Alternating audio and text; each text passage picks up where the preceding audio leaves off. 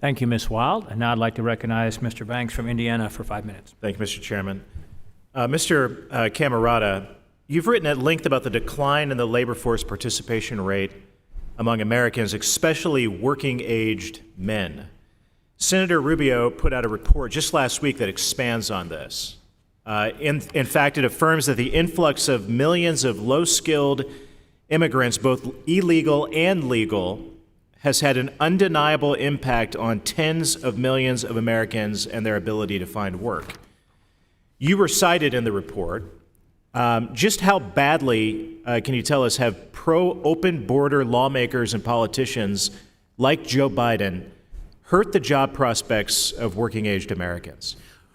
Right. Well, you're fundamentally increasing the supply of workers. If you somehow all of a sudden made them legal, that could be better, right? Then they wouldn't necessarily be as easy to exploit, but you'd still have fundamentally added maybe 10 million people who have no education beyond high school. That has an impact at the bottom end of the labor market. The reason corporate America wants it is they want lower wages. They're happy that if they were all legal. That's not really, they don't want illegality. They'd be happy. And why that's bad is two fundamental reasons. It reduces the job in terms of the wage and benefits it's likely to pay and makes it less attractive. And second, and I would argue this is a more sociological question, again, when we hear that employers are telling congressmen, we can't find any workers, give us more immigrants, what you're not hearing them say is, we need to figure out how to get all these Americans who are not counted as unemployed but are out of the labor force. Obviously, we can't get them all back. There's all kinds of issues going on there. But like I said, if we could just return the labor force participation rate to what it was in 2000, it would add 6 million people to the labor force. And that is a reasonable thing we could try to do. Get back to what it was just 20-some years ago.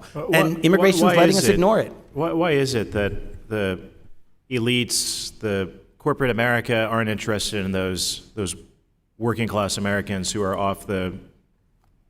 who aren't employed? What's their motivation for not leaning? It is striking to see progressive organizations cite the unemployment rate and not the massive decline in work for 60 years. It is striking.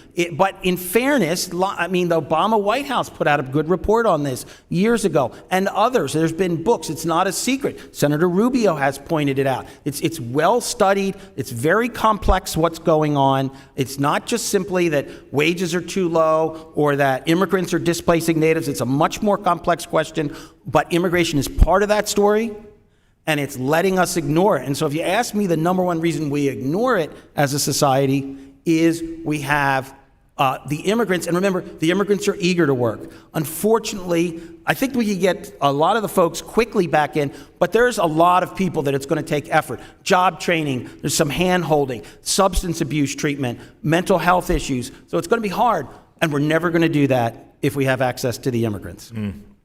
What industries have been most affected by the influx of immigrant labor, both legal and illegal?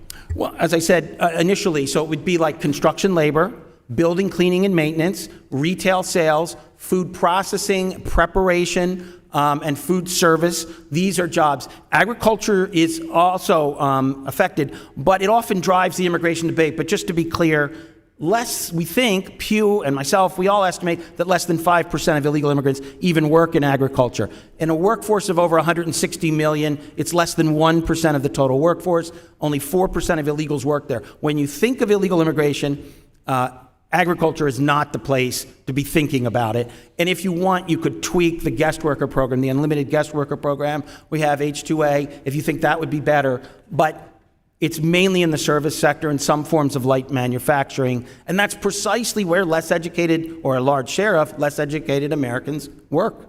According to a Gallup poll earlier this year, the percentage of Democrat voters who said they favor less immigration jumped from virtually non-existent to almost 20% of Democrat voters today, which is a significant shift. Just this week, Eric Adams warned that the influx of economic migrants would, quote, destroy New York City. With that being said, what will having hundreds of thousands of new migrants mean for workers in a big city like New York City? Well, it means a lot of demand on public services, and it means a lot of people competing in a city where the native-born workforce has a very low, the less educated native-born workforce has a very low labor force participation. It's likely to exacerbate that problem. Thank you. My time has expired.